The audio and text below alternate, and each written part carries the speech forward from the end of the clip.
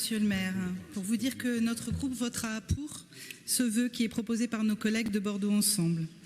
Il y a 3 mois, nous votions le budget de la ville pour l'année 2024, dont 2,6 millions d'euros de 2024 à 2026 pour ce fonds départemental d'aide à l'équipement des communes. Voilà donc un nouveau choc exogène, pour reprendre la formule favorite de Madame Bichet. Mais celui-ci, vous vous êtes bien gardé de nous le présenter. Ce n'est pourtant pas une découverte pour vous, puisqu'elle provient de vos amis du département et que 3 élus de votre majorité municipale y siègent et ont voté pour.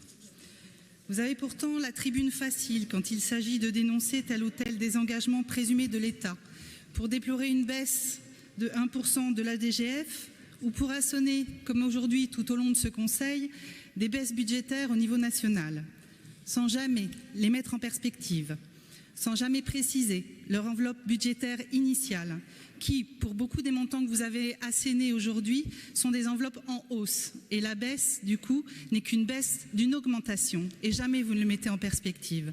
Et surtout, vous ne les appliquez jamais au sujet qui nous intéresse tous ici, qui doit nous intéresser, si vous m'écoutez à un moment donné. Monsieur le maire, merci. Merci, madame. Non, j'ai pas fini, mais du coup, j'ai presque envie de reprendre dès le début parce que j'aurais vraiment aimé que vous m'écoutiez, en fait.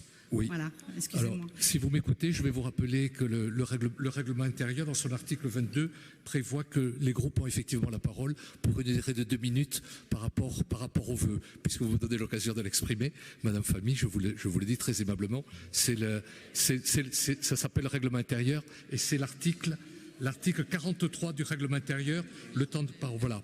Oui, vous avez moins de 2, mais comme vous m'avez interpellé, j'en profite pour vous dire ça. Allez-y, vous pouvez poursuivre. Allez-y. Allez-y, Madame Famille. Non, je demande à remettre le compteur à 0 parce qu'il est maintenant de 2 minutes. Je vous remercie. Oh ben non, vous n'allez pas redire ce que vous avez dit. Notre groupe votera pour ce vœu présenté par nos collègues du groupe Bordeaux Ensemble. Il y a 3 mois, nous votions le budget de la ville pour l'année 2024, dont 2,6 millions d'euros d'investissement entre 2024 et 2026 pour le fonds départemental d'aide à l'équipement de nos communes.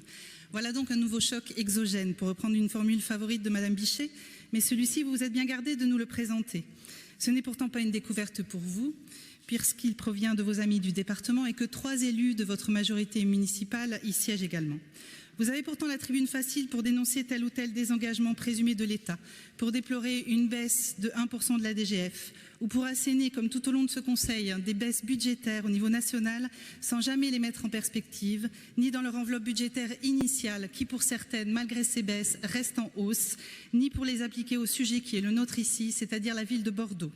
C'est donc ce que nous allons nous attacher à faire, nous, dans notre intervention et dans nos critiques, c'est de parler de la ville de Bordeaux.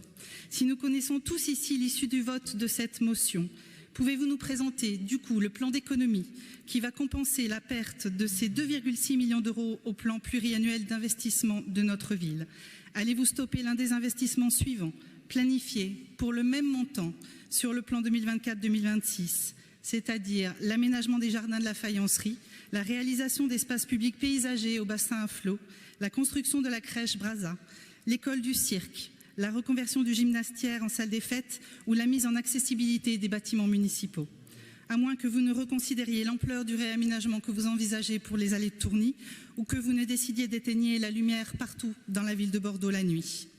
En tout état de cause, en acceptant en toute discrétion la suppression du VDAEC pour Bordeaux, vous actez, Monsieur le maire, que Bordeaux est une ville assez riche pour subvenir à ses besoins d'investissement, assez riche pour voir sa DGF légèrement baisser, assez riche pour ne pas avoir à recourir à une augmentation exagérée de sa taxe foncière, comme vous l'avez fait.